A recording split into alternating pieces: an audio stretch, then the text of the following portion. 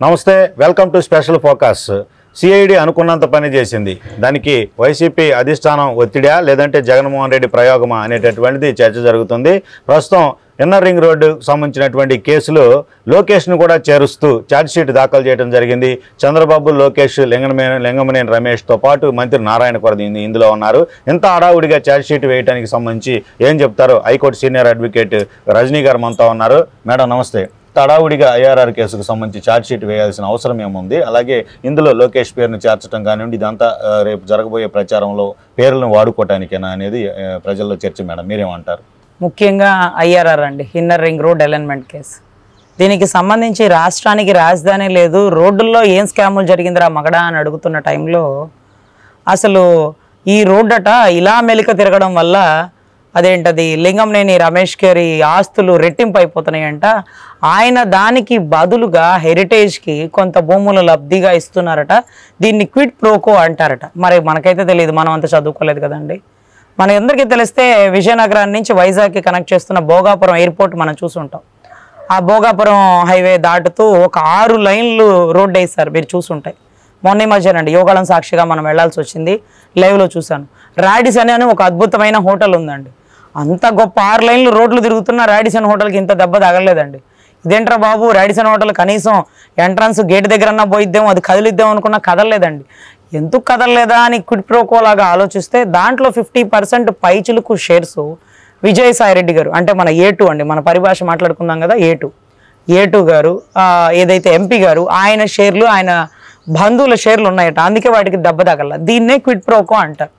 6 లైన్లు వస్తున్నప్పుడు ఎక్కడా వాటికి సంబంధించిన ఆస్తులు పోకుండా దాన్ని వంపు సొంపులుగా తెప్పినటువంటి రాడిసన్ హోటల్కి లాభాలు, లబ్ధిలు, దాంతో టైఅప్లు, వాళ్ళని బెదిరించడాలు, కంపల్సరీ షేర్ ఇప్పించుకోవడాలు, లేకపోతే మీ రోడ్డు కట్ అయిపోతుంది, మీ గేట్ పోతుంది, మీ స్విమ్మింగ్ పూల్ కట్ అయిపోతుంది అంటూ భయభ్రాంతులు. దీన్ని క్విడ్ ప్రోకో అంటారు. అంటే వాడుక పరిభాషలో కాగితాల మీద నష్టం జరిగిందంటాడేంటి? రాష్ట్రంలో ఒక్క ఇటుక మీద బొచ్చాడు భారతీయ సిమెంట్ అయిన నువ్వు ఇన్నర్ రింగ్ రోడ్ అలైన్మెంట్లో అద్భుతాలు జరిగిపోయినాయా? ఎన్ని లక్షల కోట్ల లాస్ వచ్చిందమ్మా? క్విడ్ ప్రోకో అంట. ఈ లైన్ ఇటు తిరగడం వల్ల ఆయన ఆస్తులు పెరిగిందంట. తిరిగిందా అంటే తిరగలేదు, తిరిగితే పెరుగుండేదిగా, అందుకని కేసేసాం సార్. తిరగలేదు కదా సార్. ఆ కత్తి అటు విసురుంటే వాడి ప్రాణం పోయిండేది. ఒకవేళ విసిరితే ప్రాణం పోయి ఉంటే ముందే అరెస్ట్ చేస్తే పని అయిపోలా? అదేంటి సార్, ముందే అరెస్టులా చేస్తారు సార్? ఆ లైన్ అటు తిరుగుతుంది ఇటు తిరుగుతుందని మీరు ఎలా కళ్ళకంటారంటే కాగితాల మీద ఉందిగా. సరే, కాగితాల మీద ఉండి ఇంప్లిమెంట్ అవ్వలేదు కదా, ఇంకా రోడ్డు ఇంకా వేయలేదు కదా, రాజధాని ఏది అసలు? పోనీ ఆయన ఆస్తులు లక్షల కోట్లు అయిపోతే ఆయన దానికి బదులుగా ఇది ఇస్తాడని ఎక్కడన్నా ఆధారం ఉందా అంటే అవన్నీ తెస్తారట. ముందు అరెస్ట్ చేయండి అన్నారు. పాపం ఏదో తండ్రి అరెస్ట్ అయ్యాడు, అదే టైంకి కొడుకును కూడా అరెస్ట్ చేయాలని చూశారండి. కానీ తండ్రిని అరెస్ట్ చేసి మంచి చేశాడో చెడు చేశాడో రాష్ట్ర ప్రజలకు అర్థమైపోయిందండి. అప్పుడు దాకా కార్యకర్త, తెలుగుదేశం కార్యకర్త అంటే ఇంట్లో మగవాడే బయటకు వచ్చేవాడు. ఆయన అరెస్ట్ చేశాక ఆడబిడ్డ, కుటుంబ సభ్యులు మొత్తం బయటకు వచ్చి బాబు గారికి ఆ గతి పడితే మేమెందుకు ఇళ్లలో కూర్చుంటామంటూ ప్రతి ఒక్కడు బయటకు వచ్చారు. గ్రాఫ్ వెచ్చలవిడిగా పెరిగిపోయింది. నంజాల నుంచి క్యాన్వా వెళ్ళినా అంత గ్రాఫ్ వచ్చి ఉండేది కాదేమో. వీళ్ళు అనవసరంగా వెహికల్లో తీసుకొని వెళ్ళి ఒక అదిరిపోయే గ్రాఫ్ ఇచ్చి 52-53 రోజుల తర్వాత పేషెంట్ని వీల్ చైర్లో బయటికి తెస్తాడేమో అని అనుకుంటే అదేంటో సింహం జూలు విప్పి గర్జించినట్టుగా దడలాడిచ్చేసాడు ప్రెస్ మీట్తో బాబు గారు. సో ఇదేంట్రా బాబు, తండ్రి పోతేనే ఎంత గ్రాఫ్ వచ్చేసింది, మళ్ళీ కొడుకుని లోపలేస్తే ఇబ్బంది అయిద్దంటూ ఆయన అరెస్ట్ చేయని మూమెంట్ అండి. లేకపోతే సాయంత్రానికల్లా లోకేష్ గారు అరెస్ట్ అయిపోతారు అన్న వార్తా కథనాలు వచ్చేసింది. సిఐడి ఇంట్రాగేషన్ చేస్తూ సిఐడి నన్ను అడిగితే నన్నే క్వశ్చన్లు అడగాలి కదా. మీ తల్లిగారు ఆస్తులు బ్యాంక్ అకౌంట్ నెంబర్లు చెప్పండి, అకౌంట్లో ఎంతెంత ఉన్నాయి. ఒరే నాయన ముద్దాయి నేనా మా అమ్మగారా? తేండి, కొత్తగా మా అమ్మగారిని తీసుకురండి, నా భార్య గారిని తీసుకురండి, హెరిటేజ్లో సభ్యులందరినీ తీసుకురండి అంటూ చాలా చక్కగా సమాధానం చెప్పినటువంటి లోకేష్ బాబు గారు. ఇవన్నీ సంధించిన ప్రశ్నలకి ఆ రోజే అరెస్ట్ అయి ఉండేవాళ్ళండి. అరెస్టు చేయలేక ఆడలేక మధ్యలో దరువుకి ఈ రోజైనా ఛార్జ్షీట్ ఎందుకు వేశారంటేనండి, ఢిల్లీకి వెళ్ళారు. ఢిల్లీ టూరు ఫెయిల్యూర్ అయిపోయింది. మోడీ గారు నీ పక్షాన ఉండను, తాటి చెట్టు పక్కన కూర్చొని మజ్జిగ తాగినా మందే తాగామంటున్నారు రాష్ట్ర ప్రజలు. నీ పక్షాన ఉంటే మాకుండే కొద్దో గొప్ప పేరు కూడా పోయి 100 కంటే తక్కువ ఓట్లు వచ్చేలాగున్నాయి. ఇక చాలు, నీ జట్టు కట్టు, నీకు పండు కాదు పచ్చి అంటూ వెళ్ళిపోయినటువంటి మోడీ ప్రభుత్వం. ఇక ఏం చేయలేరు, సిబిఐ వాళ్ళ చేతుల్లో ఉందంటారు కదా పాపం. కనీసం సిఐడి అన్న నా చేతుల్లో ఉందిగా. వినండి రా బాబు, కొరడా జాడిచ్చి మళ్ళీ ఛార్జ్షీట్ అన్నారు. ఛార్జ్షీట్ అయితే కోర్టుకు పిలిపిస్తారు, రెగ్యులర్గా మంగళగిరి కోర్టుకు అటెండ్ అవ్వట్లా లోకేష్ అన్న, అలాగే అటెండ్ అవుతారు. ఏముంది దాంట్లో పెద్ద విషయం? పోనీ అరెస్ట్ చేస్తారా? ఎన్ని రోజులమ్మా? ఎన్ని రోజులు అరెస్ట్ చేస్తారు? ఎన్ని రోజులు లోపల వేయగలుగుతారు? మహాత్మా గాంధీ గారు లాంటి వాళ్ళే, నెహ్రూ గారు లాంటి వాళ్ళే, ఇందిరాగాంధీ గారు లాంటి వాళ్ళు 2 ఏళ్ళు 3 ఏళ్ళు జైల్లో ఉన్నా బయటకు వచ్చాక బలం రెట్టింపై పుంజుకొని ఎలక్షన్స్లో దుమ్ముగా జరిగిన పరిస్థితి. 53 రోజులకే రాష్ట్రం అట్టుడికిపోయింది. 2 పార్టీలు ఏకమైపోయింది. ఇప్పుడు 3 పార్టీలు కలిసిపోయినాయి. ఇప్పుడు కనుక సిఐడిలో మళ్ళీ లోకేష్ గారిని అరెస్ట్ అయితే ఇక అమిత్ షా గారు కౌగిలించుకొని లోకేష్ గారు నీ పక్షాన నేనున్నాను, ఆ పాత సిబిఐ కేసులు బూజులు దులిపి బయటకు తెస్తాను, అప్పుడు కనుక గురి తీసి కొడితే ఇక ఏకదం మొత్తం ఎక్కడోళ్ళు అక్కడ గప్చిప్ సాంబార్ బుడ్డ అయిపోయే పరిస్థితి అండి.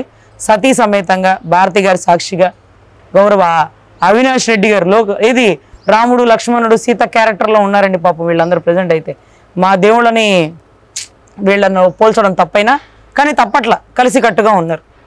సో అటువంటి పరిస్థితుల్లో ఉన్నటువంటి రాష్ట్ర ప్రభుత్వంలో ఆయనకు ఉండేటటువంటి కొరడా చేతిలో సిఐడినే కాబట్టి ఇంకొంచెం ముందుకు పోయిన కోపం వస్తే ఏమవుతుందండి?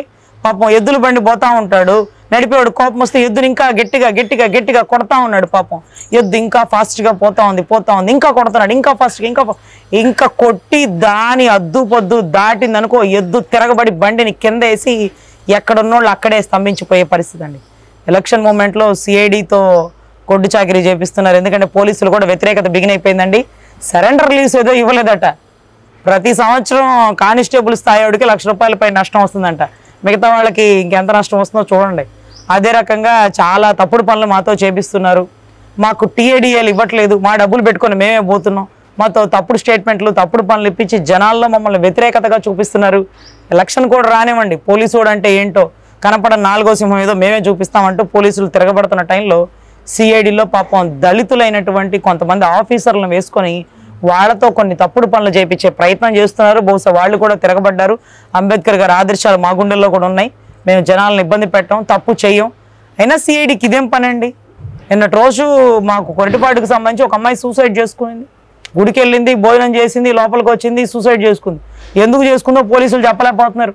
ఇటువంటి మర్డర్ కేసుల్ని, ఇటువంటి సూసైడ్ కేసుల్ని ఇంట్రాగేషన్ చేసి ఆ అమ్మాయి ఆ కారణంతో చనిపోయింది, భర్త వల్లే చనిపోయింది, మామ వేధింపుల వల్ల చనిపోయిందని కనుక్కోవాల్సిన సిఐడి ఈ రోజు ఏంటో లింగంనేని రమేష్ గారు ఇల్లు జప్తు చేస్తానంటది.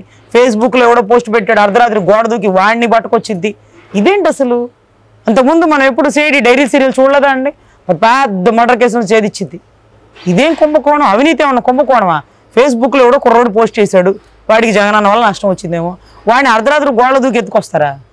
65 ఏళ్ళు 70 ఏళ్ళు ముసలావిని ఎత్తుకొచ్చారు, ఆవిడ పోస్ట్ పెట్టిందంట. ఎవడో పెట్టింది షేర్ చేసి చచ్చి ఉంటుంది పాపం, తెలుసో తెలియక. ఆమెను ఎత్తుకొస్తారా? ఏంటి మహిళల మీద ముసలి వాళ్ళ మీద మీరు చూపించేటువంటి వైఖరి ఇలాగే ఉంటుందా? సరేలేండి, రాష్ట్రం మార్పును కోరుకుంటుంది. ఈ పెను మార్పు తుఫాన్ లాగా మారి సునామీలో కొట్టుకుపోవడానికి మన వైసీపీ సిద్ధంగా ఉంటే మంచిదని. Thank you madam. ఇది పరిస్థితి. ఐఆర్ఆర్ కేసుకు సంబంధించి ప్రస్తుతం సిఐడి హడావుడిగా దాఖలు చేసిన ఛార్జ్ షీట్కి సంబంధించి చూస్తే ఎన్నికలకు సంబంధించి ఏదైతే లోకేష్ పేరు కూడా ఏదైతే ఛార్జ్ షీట్లో ఉంటే కనుక డెఫినెట్గా రాజకీయ లబ్ధే